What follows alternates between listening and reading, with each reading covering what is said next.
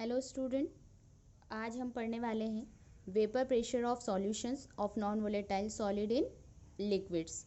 जब आप किन्हीं लिक्विड सॉल्यूशंस में जो हमारा सॉलिड हो वो कैसा हो, नॉन वोलेटाइल हो, और उस नॉन वोलेटाइल सॉलिड और लिक्विड के मिलाने से जो सॉल्यूशंस बनता है उनके वेपर प्रेशर में क्या चेंजेस होते हैं या उनका वेपर प्रेशर कैसे हम कैलकुलेट करते हैं वो हम आज पढ़ने वाले हैं। ठीक है, इसके पहले हमने vapour pressure of liquid liquid solutions and gas liquid solution already पढ़ लिया है, जिसमें हमने हेनरी लॉ और राउल्ट लॉ दोनों पढ़े थे। ये जो नॉन वोलेटाइल सॉलिड है इन लिक्विड्स, इनको हम इनके वेपर प्रेशर को कैसे समझेंगे। देखिए यहाँ पर आप जानते हैं कि जो सॉल्यूशंस होते हैं दो कंपोनेंट से, चूँकि हम बाइनरी सॉल्यूशन पढ़ रहे हैं तो सॉल्यूशन में दो चीज़ें होती हैं, एक होता है सॉल्यूट और दूसरा कंपोनेंट क्या होता है, सॉल्वेंट। ठीक है, one component is solute and second component is solvent. यदि यहाँ पर ये बोला जाए कि जो सॉल्यूट है वो किस स्टेट में हो, सॉलिड स्टेट में हो, एंड जो सॉल्वेंट हो वो किस स्टेट में हो, लिक्विड स्टेट में हो, तो जो सॉल्यूशन बनेगा इसको सॉलिड लिक्विड सॉल्यूशन। ठीक है, अब इस सॉलिड, ये जो हमने सॉलिड लिया है कंपोनेंट, ये सॉलिड का जो नेचर हो वो कैसा हो, नॉन वोलेटाइल।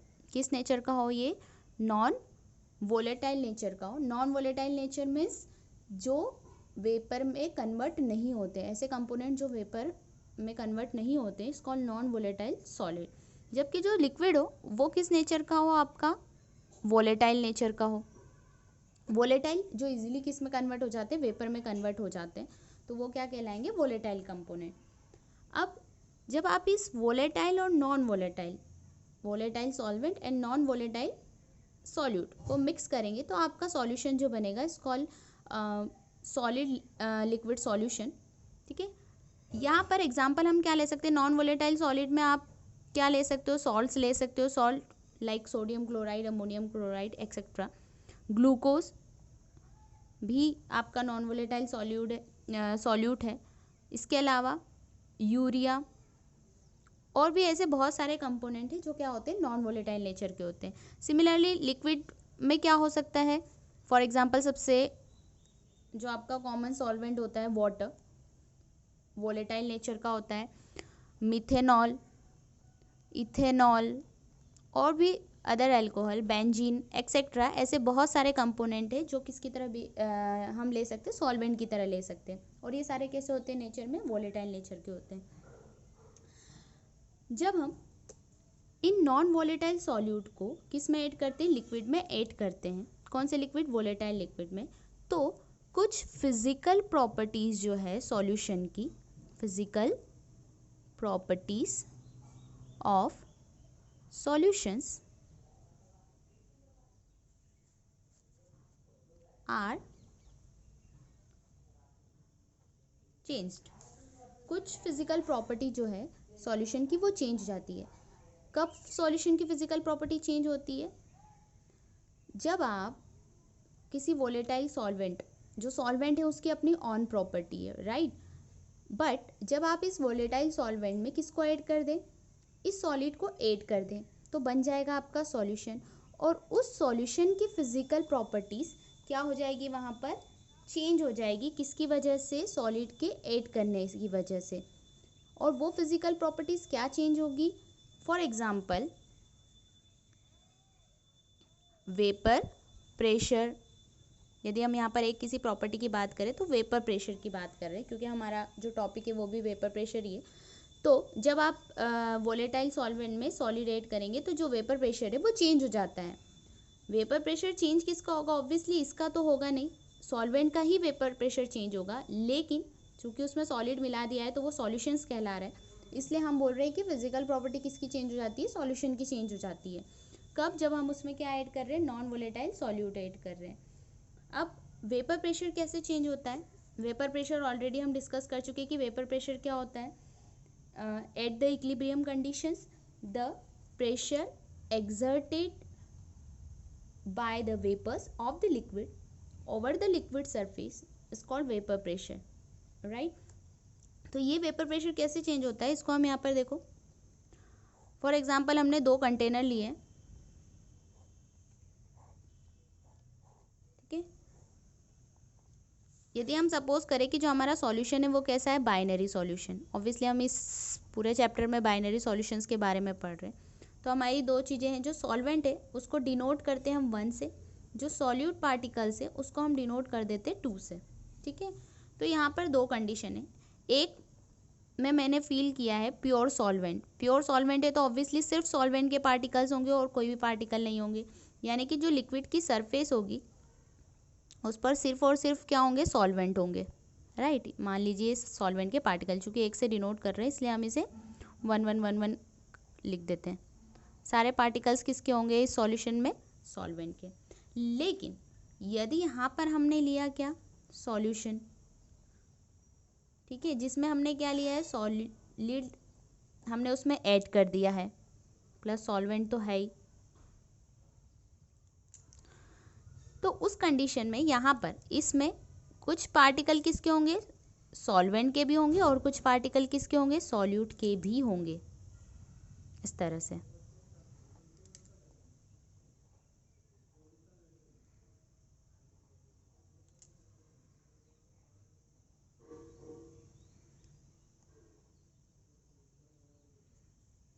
एक्सेट्रा। अब देखिए यहाँ पर, ठीक है, अब जब आपने प्योर सॉल्वेंट था तो सारे पार्टिकल सिर्फ सॉल्वेंट के थे। ठीक है, ये सॉल्वेंट पार्टिकल्स के सिर्फ वोलेटाइल नेचर के, तो ये क्या करेंगे, वेपर में कन्वर्ट हो जाएंगे, और कुछ पार्टिकल्स किस में कन्वर्ट हो जाएंगे, वेपर में, और ये इस पर क्या अप्लाई करेंगे, pressure. Right, it's called vapour pressure. अब ये जो वेपर प्रेशर लग रहा है, चूंकि प्योर सॉल्वेंट का है तो हम इसको क्या बोल सकते हैं, प्योर वेपर प्रेशर। अब वेपर प्रेशर में चेंज क्या हुआ सॉल्यूट के ऐड करने से, जब आपने उसमें सॉलिड ऐड किया, इसी में आपने क्या ऐड कर दिया, सॉलिड ऐड किया, तो उस कंडीशन में क्या हुआ कि कुछ पार्टिकल, सॉल्वेंट की कुछ पार्टिकल की प्लेस किसने ले ली, सॉलिड ने ले ली, और जिसकी वजह से जो आप अपर सरफेस देख रहे हो यहाँ पर सिर्फ और सिर्फ सॉल्वेंट के पार्टिकल्स नहीं है, सम पार्टिकल्स किसके हैं, सॉल्वेंट के, और सम पार्टिकल्स किसके हैं, सॉल्यूट के। अब जो वेपर प्रेशर बनेगा वो सिर्फ जो पार्टिकल सरफेस पर है वही वेपर में कन्वर्ट होंगे ऑब्वियसली। तो यहाँ पर जो वेपर है वो क्या हो जाएगी, कम हो जाएगी। क्यों कम हो जाएगी, क्योंकि जो नीचे के पार्टिकल है, देखो यहाँ पर सॉलिड आ गया तो जो कुछ सॉल्वेंट पार्टिकल है वो नीचे की ओर है। अब नीचे की ओर है तो ये पार्टिकल उन्हें वेपर में कन्वर्ट नहीं होने देंगे, जिसकी वजह से जो ओवरऑल वेपर प्रेशर हो जाएगा वो क्या हो जाएगा, डिक्रीज हो जाएगा as compare to the pure solvent, क्योंकि यहाँ पर इन सारे पार्टिकल को जगह मिल रही है किस में कन्वर्ट होने के लिए, वेपर में कन्वर्ट होने के लिए। लेकिन यहाँ पर कुछ ही पार्टिकल को जगह मिल रही है किस में कन्वर्ट होने के लिए, वेपर में कन्वर्ट होने के लिए। इसलिए हम यहाँ कह रहे हैं कि यदि हम यहाँ पर दोनों को रिलेट करें तो यहाँ पर भी वेपर प्रेशर सॉल्वेंट की वजह से, क्योंकि सॉलिड तो कोई वेपर प्रेशर क्रिएट कर नहीं रहा है, और यहाँ पर भी जो वेपर प्रेशर है वो सॉल्वेंट की वजह से। लेकिन दोनों ही कंडीशन में जो सॉल्वेंट है उसके वेपर प्रेशर में चेंज है। चेंज सिर्फ क्या हुआ है, सॉल्वेंट का वेपर प्रेशर। राइट, यहाँ पर भी सॉल्वेंट है तो सॉल्यूशन, सॉल्वेंट के वेपर प्रेशर पहले जो था यहाँ पर भी वही होना चाहिए था, लेकिन सॉलिड के ऐड करने से उसी सॉल्वेंट का जो वेपर प्रेशर है वो क्या हो जाएगा, कम हो जाएगा। अंडरस्टूड है, इसे हम कहते हैं रिलेटिव लोअरिंग वेपर प्रेशर। क्या कहेंगे इसे हम, रिलेटिव लोअरिंग वेपर प्रेशर। ठीक है, सॉल्वेंट का जो वेपर प्रेशर है, प्योर सॉल्वेंट का वेपर प्रेशर कुछ और था, लेकिन उसी सॉल्वेंट में कुछ सॉलिड ऐड किया तो उसी सॉल्वेंट का जो वेपर प्रेशर है वो डिक्रीज हो गया, इस called relative lowering vapour pressure. यदि यहाँ पर हम इसको क्या पढ़ सकते हैं कि the number of solvent molecule escaping from the surface is correspondingly reduced, thus the vapor pressure is also reduced। यदि हम यहाँ पर ये बोले कि जो नंबर ऑफ पार्टिकल्स है वो रिड्यूस ही या escape ही कम हो रहे, तो ऑब्वियसली उसका वेपर प्रेशर भी क्या हो जाएगा, कम हो जाएगा। ठीक है, और ये जो वेपर प्रेशर कम हुआ है इसके लिए सिर्फ और सिर्फ कौन रिस्पॉन्सिबल है, ये नॉन वोलेटाइल सॉलिड। तो हम ये बोल सकते हैं कि जो the decrease of vapour pressure of solvent only depend on the quantity of non volatile solute present in the solution. जितने ज़्यादा सॉल्यूट पार्टिकल आप ऐड करोगे उतने ज़्यादा सॉल्वेंट की जगह कौन लेते जाएगा, सॉल्यूट पार्टिकल लेते जाएंगे, और उतना ही वेपर प्रेशर क्या होते जाएगा, डिक्रीज होता जाएगा। जितना ज़्यादा नॉन वोलेटाइल सॉल्यूट उतना ही कम उसका क्या होते जाएगा, वेपर प्रेशर होते जाएगा। यदि यहाँ पर हम बात करें राउट लॉ की, ऑलरेडी आप राउट लॉ पढ़ चुके हो, ठीक है। तो अकॉर्डिंग टू राउट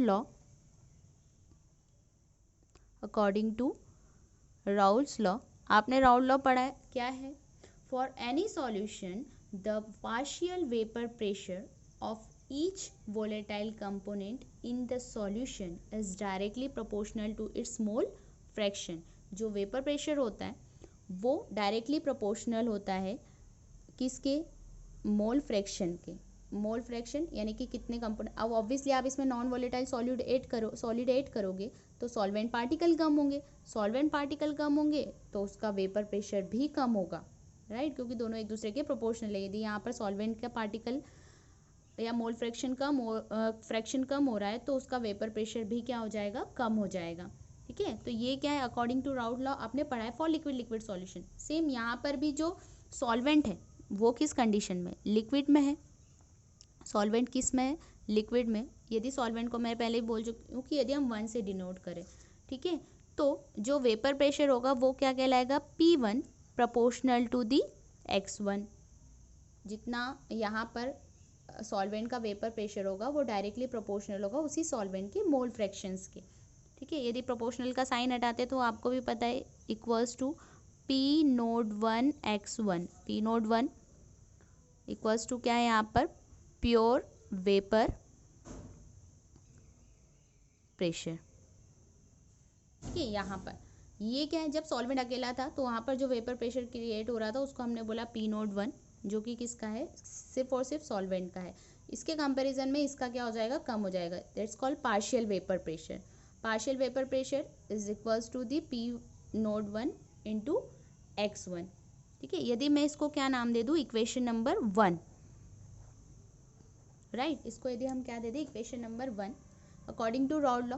अब P1 X1 ही लिखेंगे, P2 X2 तो नहीं लिखेंगे, क्यों, क्योंकि 2 तो क्या है, नॉन वोलेटाइल है, तो ऑब्वियसली वो कोई पार्शियल प्रेशर क्रिएट ही नहीं करेगा। तो पूरा का पूरा सॉल्यूशन का जो पार्शियल वेपर प्रेशर है वो सिर्फ सॉल्वेंट के पार्टिकल पर ही डिपेंड करेगा, राइट। अब हम क्या बोल रहे हैं, ये तो किसका है, सॉल्वेंट के लिए, सिर्फ सॉल्वेंट के लिए। अब हमें ये देखना है कि कितना रिड्यूस द वेपर पे, अब पहले इतना था बाद में कितना कम हो गया, कैसे कैलकुलेट करेंगे कि how much vapour pressure are reduce, right, कितना अमाउंट में कम हुआ है वेपर प्रेशर। तो उसको हम कैसे कैलकुलेट करेंगे, यदि यहाँ पर हम बात करें reduction in vapour pressure, reduction in vapour pressure, कितना रिडक्शन हुआ है, तो हम क्या करेंगे, उसे जो हमारा प्योर वेपर प्रेशर था, ठीक है, ये जो पहले था उसमें से बाद वाले को माइनस कर देंगे तो हमारा क्या निकल जाएगा, कितना रिडक्शन हुआ। तो हम इसको क्या लिख सकते हैं, P01 माइनस P1, या मैं इसको ओवरऑल क्या लिख दूँ, डेल्टा P1 मीन्स जो भी डिफरेंस आया है वेपर प्रेशर में जितना भी रिड्यूस हुआ है वो। अब मैं इसको इस तरह से लिख लेती हूँ, delta P1 equals to P01 minus P1, इधर लिख दिया इसको, ठीक है। इसको मैंने नाम दे दिया इक्वेशन नंबर 2। अब इसको आगे सॉल्व करें तो delta P1 equals to P01 as it is minus P1। अभी आपने इक्वेशन नंबर 1 देखी, P1 की वैल्यू क्या है, P1 नोट X1। तो यदि मैं यहाँ पर इस P1 की जगह क्या पुट कर दूँ, ये वाली वैल्यू पुट कर दूँ, ठीक है। तो put the value of P1 in equation number 2, तो क्या हो जाएगा, P1 की जगह मैं लिख दूँ P1 नोट X1, ठीक है।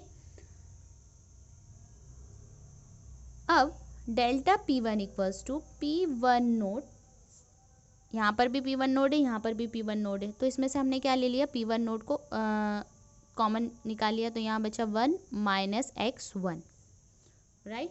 तो ये आपकी नई इक्वेशन बनी।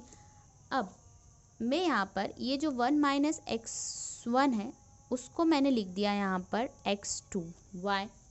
तो आप यहाँ पर देखो, हमने ऑलरेडी जब मोल फ्रैक्शन पढ़ा था तो मोल फ्रैक्शन में हमने ये पढ़ा था कि x1 plus x2 is always equals to the 1 in the solution, यानी कि सॉलिड और सॉल्वेंट कम जो मोल फ्रैक्शन का जो सम होता है ऑलवेज इक्वल्स टू 1, राइट। यदि ऑब्वियसली यहाँ पर यदि हम इसको इधर लेके जाएंगे तो x2 की वैल्यू क्या आ जाएगी, 1 माइनस x1।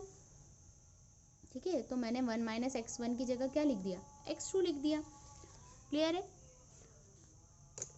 अब हम क्या करते हैं, इस P1 नोड को इधर लेके आ जाते हैं, तो डेल्टा P1 ये अपॉन में चला जाएगा, that is P1 naught equals to x2 and delta P1, इसको यदि मैं ओपन कर दूं तो ये है वैल्यू डेल्टा P1 की इक्वेशन नंबर 2 में, इसकी जगह ये लिख दूं तो delta P1 naught minus P1 divided by P1 naught equals to x2, right.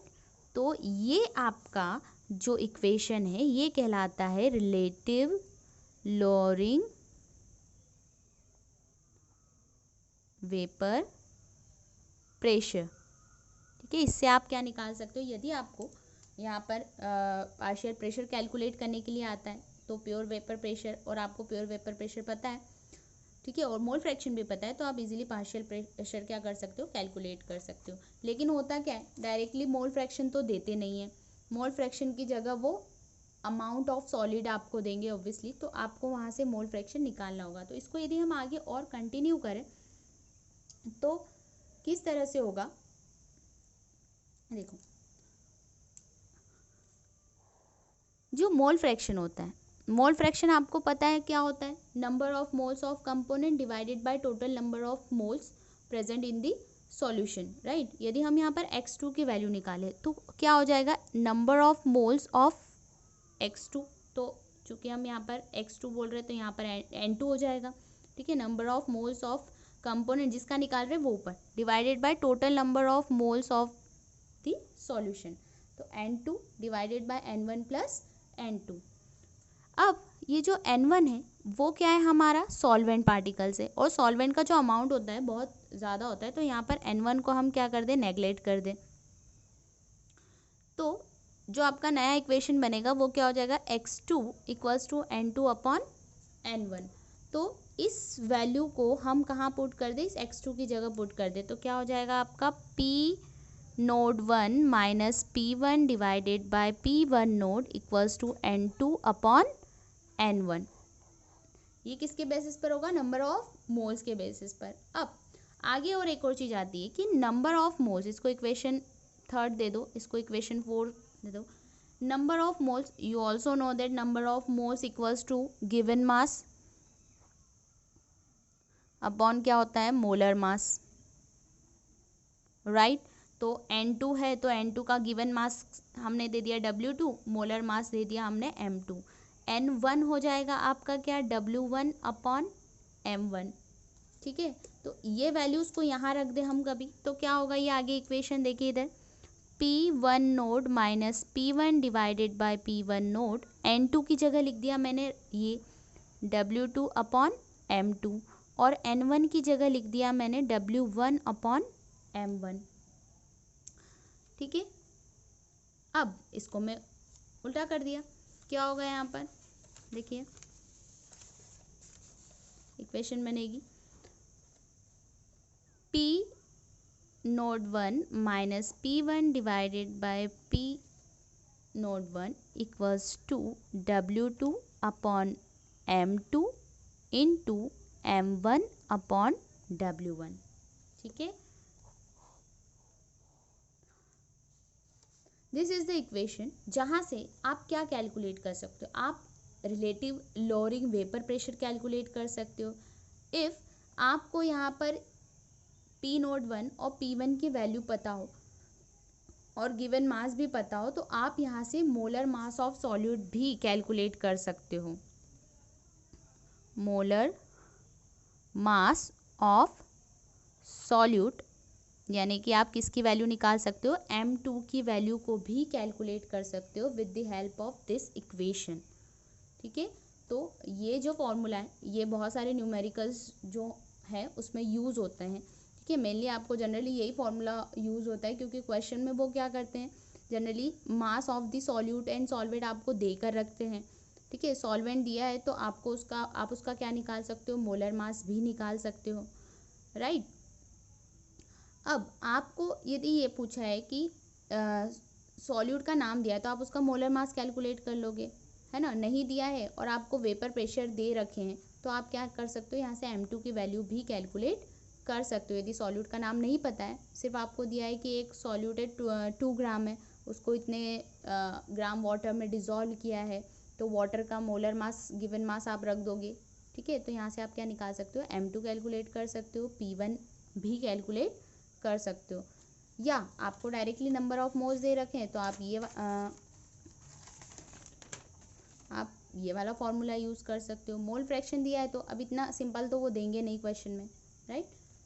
तो यहाँ पर आपका ये जो है टॉपिक जिसमें हमने क्या पढ़ा, आपका vapour pressure of the solution when non volatile solid in the liquids, ठीक है। तो नॉन वोलेटाइल सॉलिड जब भी ऐड करते हैं तो जो सॉल्वेंट का प्योर वेपर प्रेशर होता है वो क्या हो जाता है, रिड्यूस हो जाता है, इस called relative lowering vapour pressure. और ये वेपर प्रेशर जो रिलेटिव लोअरिंग वेपर प्रेशर है उसको कैलकुलेट कैसे करते हैं वो हमने देखा on the basis of Raoult law, ठीक है, जो आई थिंक आपको समझ में आ गया होगा,